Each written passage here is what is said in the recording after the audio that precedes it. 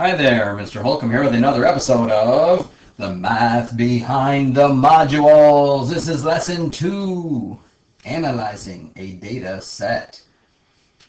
Okay, classwork opening exercise. When tables are used to model functions, we typically have just a few sample values of the function and therefore have to do some detective work to figure out what the function might be. Look at these 3 tables. Haha, made you look. Okay, so first of all, we look and I see 0, 1, 2, 3, 4, 5 in all of the x columns. The independent variables go from 0, so the domain is 0 to 5 in all 3 tables. But the ranges are different. This only goes up to 36. This one gets to 30. This one's growing slower. First off, it looks like it's growing faster, and then it's slowing down. This one's growing faster, faster, faster, faster, faster, and this one is constant. Okay, so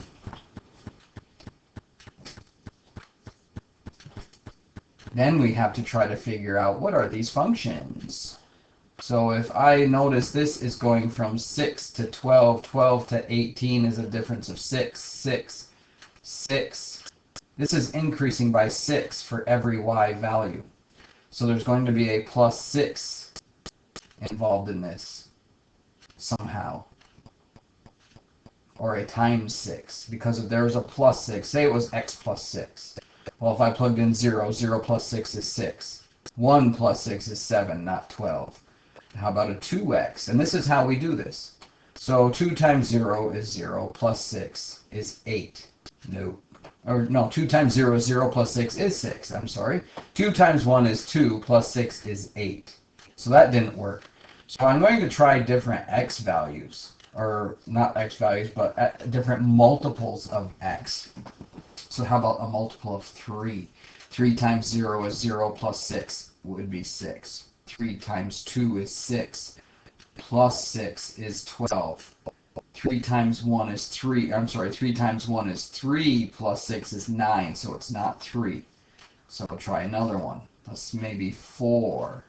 4 times 1 is 4. 4 plus 6 is 10. No. 5 times 1 is 5, plus 6 is 11, so maybe this is 6x plus 6. 6 times 0 is 0, plus 6 is 0 plus 6, or 6. 6 times 1 is 6, plus 6 is 12. 6 times 2 is 12, plus 6 is 18. 6 times 3 is 18, plus 6 is 24. And from what I understand, these will all work. 6 times 5 is 30, plus 6 is 36. So how about f of x equals 6x plus 6? The reason I was checking linear was because this had a constant rate of change, and that is what slope is. Okay, this one here is changing at a rate of 14, then it slows down, that's only a difference of 10, and then that is only a difference of 6, and this is only a difference of 2, and this is a difference of, actually this got bigger here, and then it started to go smaller. Difference of 2, and then an increase by 2. So this is getting bigger, bigger, bigger, and then it turned and went back down.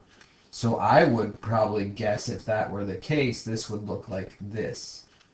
And this would be the point 5, 4, 32, which would be our vertex. Let's try that again. So this is the point 4, 32, right here. So if I go to the right 1 to 5, I'm at 30. If I go left to 3, I'm at 30. So 6 would probably be 24, 7 would be 14, and 8 would be 0. So if I did that, then I would think to myself, if x plus 8 equals 0,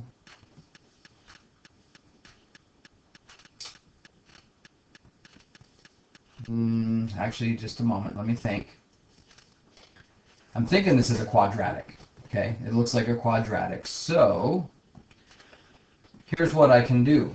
I'm assuming that this continues in this fashion. So as I was saying, these are matching. So 6 would be 24, 7, 14, 8 would be 0. So I'd have the point 8, 0. I also have the point 0, 0. Okay, so if I took x, if I said y equals, and I looked for a factor that would give me these points, I'm working backwards. Remember, if we had x plus 3, then our factor would be negative 3. Our x would be negative 3, so it's opposite. Okay, so if I have an 8, then I'd have x minus 8. 8 minus 8 is 0. If I had just x, that would be, when x is 0, y is 0. So those are the two that I'd work with. So I would think that one factor is x and the other factor is x minus 8. And then when I square it, multiply, distribute, I get x squared minus 8x. Well, let's check it. What is 1 squared? 1. What is 1 squared minus 8? Well, 1 minus 8 is negative 7. Well, that isn't 14, but what if I added a constant to the end of it? So how would I get 0? Because I want x squared minus 8x. If I plugged in a 1, I want 14, and I have negative 7 now, so would that be plus 21? So then I would try that. So I have x squared minus 8x plus 21. So if I plugged in a 0 here, I would get 21, not 0. So this isn't working. If I plugged in a 1, I'd get 1 squared, which is 1 minus 8, which is negative 7. Negative 7 plus 21 is 14. But then when I plugged in 2, 2 squared is 4, minus 32 is negative 28, plus 21 is 7. So it's not working. But you get the idea here. We would keep trying to find what these values are. In this last one, it looks exponential, because if I were to graph this, I have the point, just do this quickly, I have the point 0, 1, and exponential functions that aren't shifted go through the point 0, 1, because anything to the power of 0 is 1. So, and then if I went over to 1, I go up to 3, that would be here, and then 2, 9. So what this thing is doing is getting big really fast, and I'm thinking it'd probably flatten out somewhere. Okay. All right, so anyhow, that's what we would continue doing there. So we might not be able to come up with the actual equation, but I would say this was linear. Let me not write an equation. Let me just say linear. And this is quadratic. And this is exponential. Okay. Example 1. Noam and Athena had an argument about whether it would take longer to get from New York City to Boston and back by car or by train. So here's New York City on the map, and then going up this way northeast towards Boston. To get to Boston, they're having a debate whether it would take longer in a car or just get on the train and go. Okay. So, to settle their differences, they made separate nonstop round trips from New York City to Boston. On the trip, at the end of each hour, both recorded the number of miles they had traveled from their starting point in New York City. The tables below show their travel time in hours, and the distances from their starting points in miles. So they started at mile 0, and then in the first hour they went 55 miles. This, in Noam's distance, was 55, then 110, then 165, then 220. Now you see the values decreasing, so he got to Boston here, and now he's returning and he's back to New York here. And the same goes here. Here's the 225 mile mark, there's Boston, and then here's the New York, back in New York. So it's round trip. Okay, so the first table shows Noam's travel time and distance from the starting point, and the second represents Athena's. Use both data sets to justify your answers to the questions below. Okay, so here's our tables. A, who do you think is driving and who is riding the train? Explain your answer in the context of the problem. Okay. Just looking at this right here and this right here. Okay, 81 miles an hour in a car for an average hour is really fast. You're not going to be able to go 81 all the time. So to average 81 miles an hour, if you drop down to 50 for a period of time, you would have to go 31 miles over 81 to get the average of 81 for 50, and 30 miles over would be 111 miles an hour, and dangerous, and you'd probably get a ticket. You would never make it to Boston. They would, because that would be reckless driving, and they would arrest you and take your car, have it impounded and towed away, and you'd never get there. So what I'm saying is, Nome, I would say, or Noam, is driving. Driving.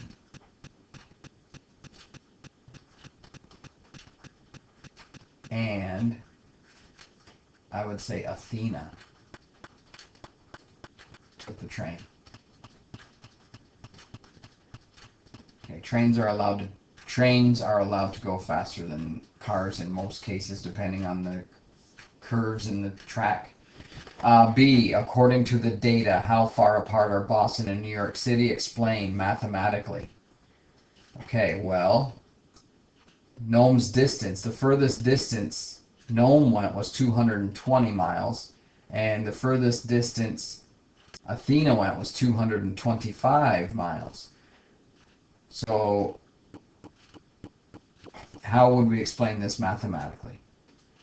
Okay, another thing was the time in hours. So if you get in a car and you can just drive for 4 hours, boom, you're there in 4 hours. It took Athena, even though they were going faster, 81 miles an hour as opposed to 55 miles an hour, it took the train, which is what I'm assuming she's on, 5 hours to go 5 miles more than Nome's distance. And the reason being, trains are possibly stopping at the station for a period of time before returning, because it said in here that they're going to drive there and turn around and come back non-stop. Well, on a train, you would have to switch tracks, switch trains, and they're on schedules. You'd have to wait until the train was ready to leave again, where if you are in a car, you can stop when you get to your destination, turn around, and go back without any delays. Okay, part B.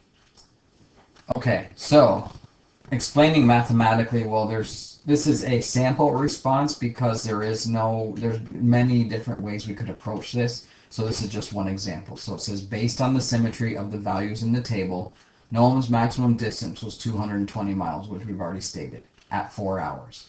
Using the same symmetry, Athena's maximum distance was 225 miles. They may have started or ended at different places, but it is more likely that the route for the train was slightly different from that of the car. A train, if you've ever been on a highway and the train tracks are right there, then all of a sudden you don't see them anymore because maybe there's a body of water or something and they have to go over a bridge or go around a pond or a lake or something. So distances can vary. C, how long did it take each of them to make the round trip?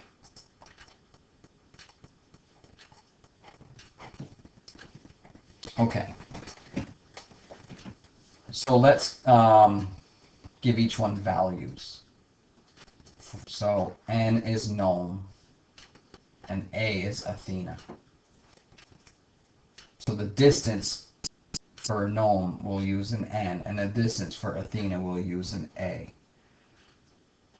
Okay, so if I go back and look at this, Nome traveled 8 hours. And she traveled for 10. The zeros for N are 0, 0, and 8, 0. Okay, so for N, the zeros are 0. Let me color code this. We started at 0, 0, and then we got back at 8, 0. For Athena, 0, 0, and 10, 0 were her two zeros.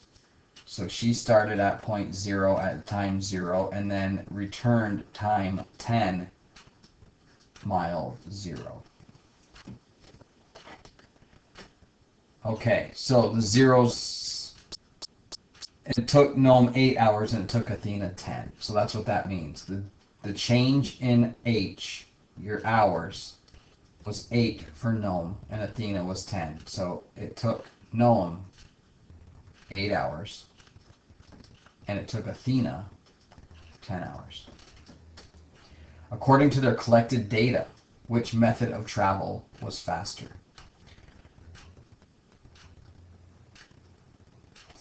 Okay, so I would say Noam, which we are assuming by car, was 2 hours faster.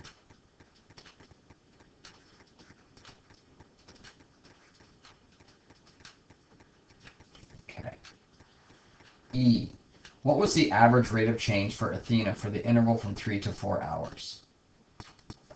So we want the average rate of change from this table. Let me just erase all this stuff. And Athena's from 3 to 4 hours. So the average rate of change would be the 216 minus 189. So y2 minus y1 over x2 minus x1.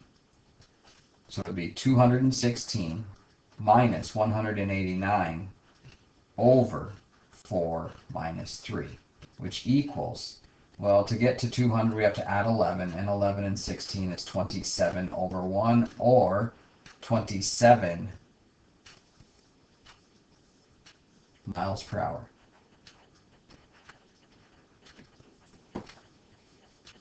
So how might you explain that to they're only going 27 miles an hour in that time frame?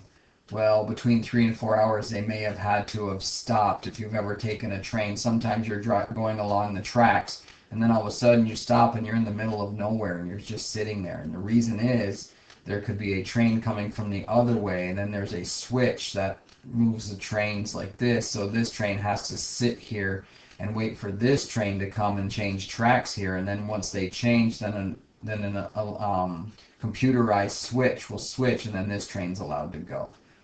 Okay, so something like that could have happened. All right, F. No one believes a quadratic function can be used as a model for both data sets. Do you agree? Use and describe the key features of the functions represented by the data sets to support your answers. Okay, so I brought this over to look at it. Now, as you can see, 0, 0. 55, 55, 110, 110, 165, 165, and then there's a vertex here, V. The vertex is 4, 220. So then you might think, well, maybe it's a quadratic. Well, then we would have to see a rate of change that gets faster and then slower. It changes. Okay, so a rate of change on a quadratic is not constant because of the exponent. So if I go from 0 to 55, that's a difference of 55. If I go to 55 to 110, that's a difference of 55.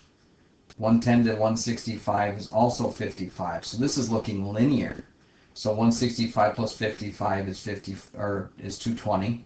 And then it's decreasing. Well, 220 minus 165 is 55. 165 minus 110 is 55.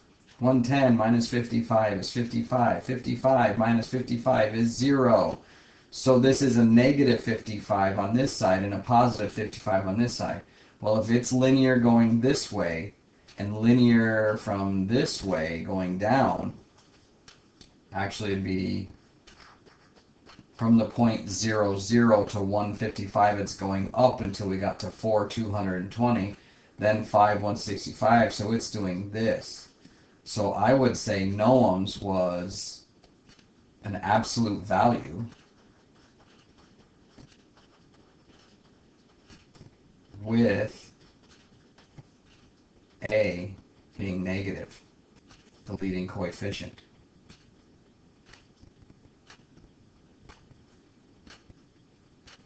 And what is the absolute value function? F of x equals A times x minus B plus C. Okay, you might be more familiar, I'll leave that there, but you might be more familiar with F of x equals a times x minus h plus k, keeping it in line with h and k being the center and your vertical and horizontal shifts. Okay. Now in looking at Athena's, it goes from 0 to 0, 81 to 81, 144, 144, 189, 189, 216, 216, and then 225. There is a vertex. And the difference here is 81. But if I add 81 to 81, I get 162. That's obviously not 144, so this is not linear like Noam's was. So it's not linear. It can't be an absolute value like Noam's. So if we check the second difference, 0 to 81 is an increase of 81. 81 to 144 is 44 plus 19, which is 63. And therefore, Athena's trip can be modeled with a quadratic function. Okay, and here's how we can do that. Let me just erase this for you. And I'm going to show you a trick. Come on. All right. To get from 0 to 81, I had to add 81. To get from 81 to 144, I had to add 44, 19, 54, 63. To get from 144 to 189, to get from 4 to 9 is 5. And to get from 4 to 8 is 4, so that's 45. So 81, 63, 45. And to get from 189 to 216, that's 16 plus 11, that's 27. And to get from 216 to 225, that's a difference of 9. And then we have to decrease 27, decrease 45, decrease 63, and subtract 81 to get to 0. Okay, and then when we look at the difference of our differences, 81 minus 63 is 18. 63 minus 45 is 18. 45 minus 27 is 18. 27 minus 9 is 18. These are all a difference of 18. Negative 18. Negative 18. Subtract 18 to do for this one. And this one is negative 18. So when our second differences are equal, then it's a quadratic. Okay? Exercise 1, do on your own. See if you can do these. Pause the video, then come back and I'll explain them. Okay, here we go. Explain why each function can or cannot be used to model the given data set. F of x equals 3x plus 5. Okay, well if I plug in a 0 here, I get 5. If I plug in a 1, let's try f of 1.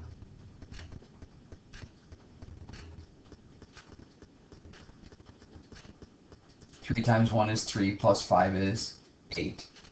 That worked. F of 2 would be 3 times 2, which is 6, plus 5 is 11. That does not work, so there's my proof. So f of 2 would equal 3 times x, which is 2, plus 5. So f of 2 equals 6 plus 5. Therefore, f of 2 equals 11. And f of 2 is 9 here. So, no. Okay?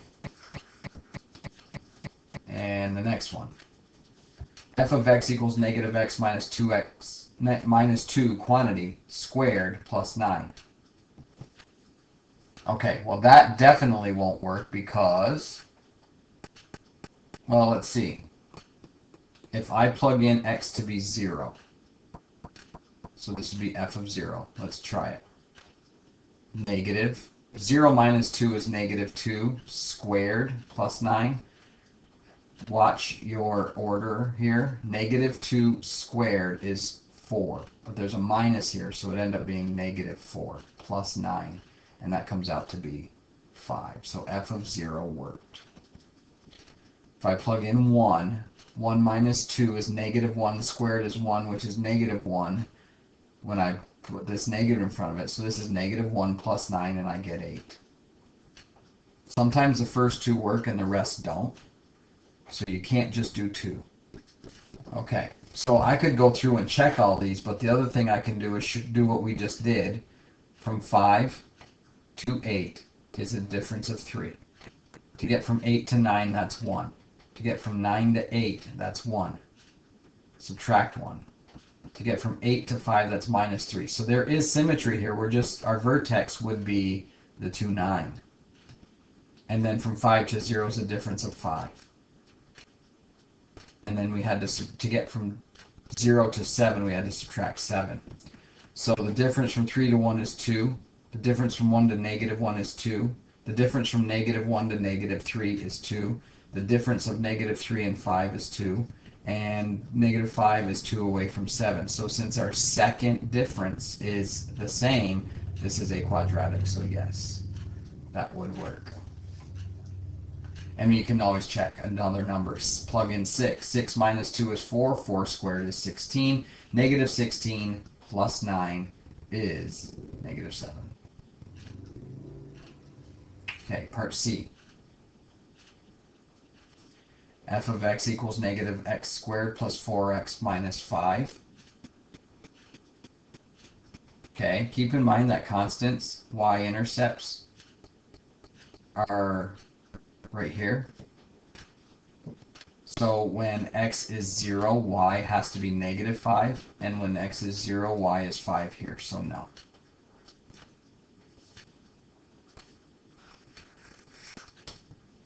Okay. Part D. F of x equals 3 to the x plus 4.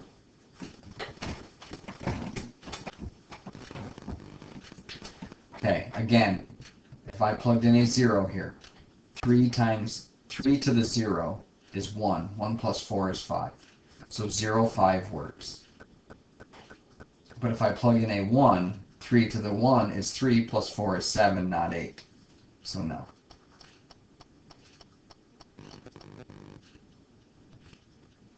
Okay, the first difference is not a constant. So this would have to be a constant rate of change, right?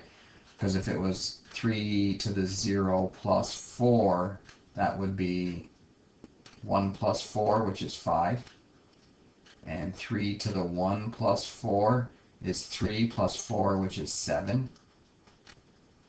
And 3 squared plus 4 would be 9 plus 4, which is 13. And we're adding 8 each time. This is not adding 8 each time. It's adding 3, then 1, then subtracting. So it can't be this for that reason as well. Alrighty. E, f of x equals x minus 2 squared plus 9. Okay. Now, if you're going to think about this one, the vertex here is the opposite of what's in the parentheses and the constant, 2, 9. So there's our vertex. And that is our vertex here. But this is a maximum. It is decreasing from there. So this would look like this when graphed. And this is a positive A and would look like this when graphed. So E is a no. Okay, this is a factored form of a quadratic. And keep in mind, here, let me do something here. Okay, so keep in mind that in a factored form, our zeros are looking right at us. So this would be x equals negative 1 and x equals 5. In other words, we would have the point negative 1 comma 0 and the point 5 comma 0 in this function. And 5 is 0, but what would negative 1 be? Let's see. It doesn't go down to negative 1. But if it did, that's our next 0, or that's our next x. So if this went to -1 here, that's a difference of subtracting 1 here. So -1, 0, 1, 2, 3, 4, 5, 6, and 8, 9, 8, 5. If this is symmetric, and the 5s are symmetric, then this would also be a 0. So yes, this is a representation of that. So if I took -x+1 times x minus 5, I don't know what I just wrote, disregard. Let's try that again. 5. Okay, if I FOIL this, or if I distribute the negative through the first I'll do that. And then FOIL. -x times x is -x squared. -x times -5 is plus 5x. -1 times x is minus x, and then plus 5. And that will give me -x squared plus 4x plus 5.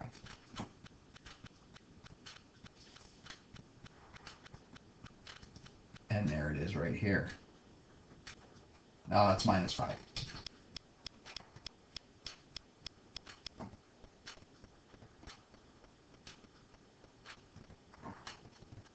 Negative quantity x minus 2 squared plus 9 and negative x squared plus 4x plus 5 come out to be the same. Okay, so if you are wondering why negative quantity x minus 2 squared plus 9 and negative x plus 4x plus 5 are the same, then I will show you graphically just to save time. So if I go to y equals, I plugged in negative quantity x minus 2 squared plus 9, just like you see here, and I plugged in negative x squared plus 4x plus 5 down here, okay? And I made this a tracer. That little circle thing there will show it tracing. So when I go to graph it, let me hit enter maybe, because I've already done it. Maybe it won't do it again. Let me see. Graph. Zoom 6. Let's see if it does it then. Yes. So there's the first graph, and there's the second one being traced right on top of it. So they are equivalent. So it's one graph sitting right on top of the other. And the other way I can check that is if I hit second graph, and it's done.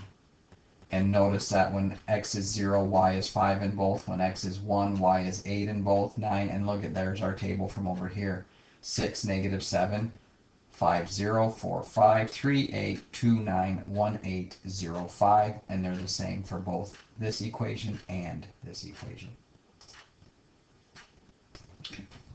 Okay, so now we have a little matching game here for you. Okay, match each table below to the function and context and explain how you made your decision. So let me think. 1, 2, 3, 4, 5, 9, 18, 27, 18, 9. So right here it has a vertex. It's increasing by 9, increasing by 9, decreasing by 9, decreasing by 9. That would be an absolute value. So I would think that that is, any absolute values here, I would say it was this one. So I'm going to put equation H. Context we'll get to after. This equation, let's see, 1, 2, 3, 4, 5, 12, 24, 36, 48, 60. This is increasing by 12 every time. That would be a linear function, and let me change colors. Linear with a rate of change of 12. So it's f of x equals 12. So I'd call that the equation f. Okay. Those first two are pretty easy. This one, 0, 160. Okay, well, I'm going to stop right there. I see a 160 down here, and if x is 0 here and x is 0 here, those are gone, and that is the y-intercept. So that one was really simple. So all I had to do was look at the y-intercept, and there it is. And that's my reason. And that's my story, and I'm sticking to it.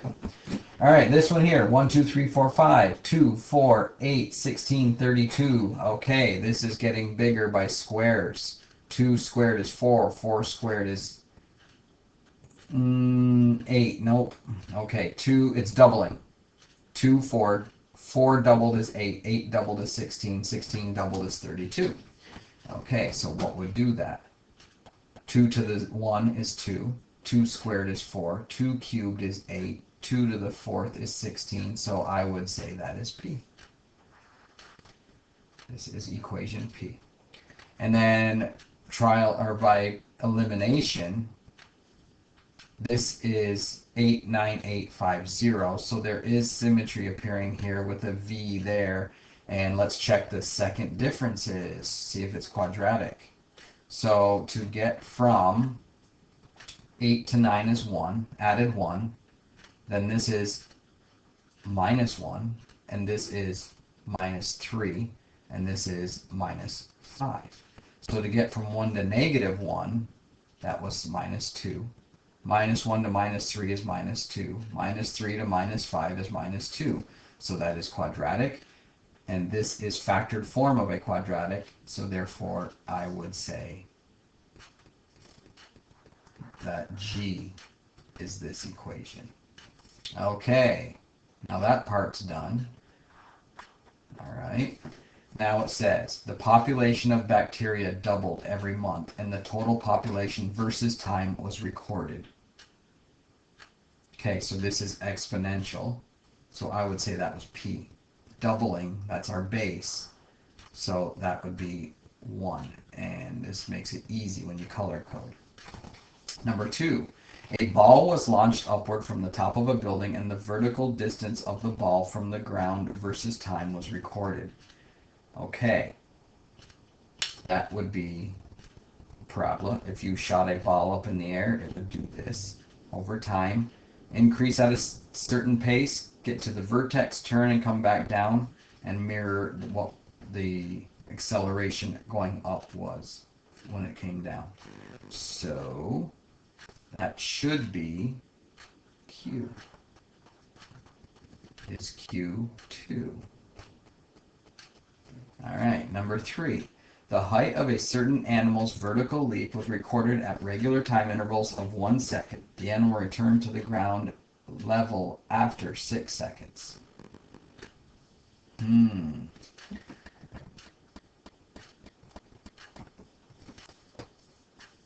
All right. So would it be this? It's going up and then back down. This equation was going up and never coming down, linear. Let's read that again. The height of a certain animal's vertical leap was recorded at regular time intervals of 1 second. The animal returned to the ground level after 6 seconds.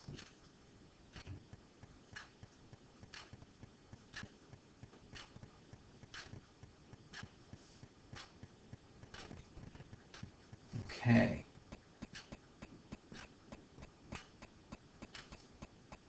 It would not just go straight up and straight down. So I would say that would be the quadratic G. Okay, so the quadratic G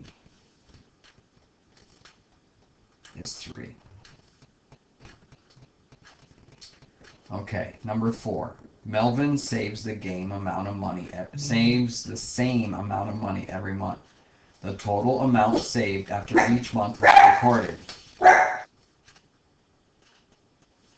Okay, saving the same amount of money every month is a constant rate of change. The total amount of saved after each month is recorded, so it would be increasing. So that must be our linear function. Why did that not turn red? You saw me click on that red. Everybody right? Okay, so that's 4. All right, so obviously this must be, by process of elimination, this must be 5. And let's read it. Chris ran at a constant rate on a straight line path and then returned at the same rate. His distance from his starting point was recorded at regular time intervals. So he ran to a certain point, turned, and came back at the same rate. That would be absolute value. So there we have it. There's our pairings. There's our matching game. Wasn't that fun? Okay, that is the end of lesson 2. Review the lesson summary and go do your problem set.